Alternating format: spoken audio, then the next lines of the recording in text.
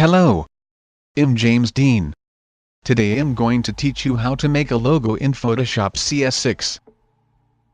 Don't forget to hit like, share and subscribe. Create a new file.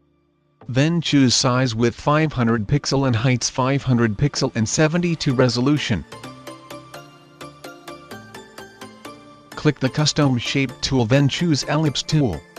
To make a perfect circle, Ctrl plus Shift then drag.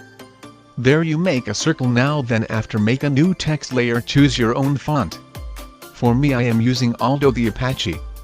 Use Epper initials in making a simple logo. Enjoy! And just play with blending options to make your logo more attractive.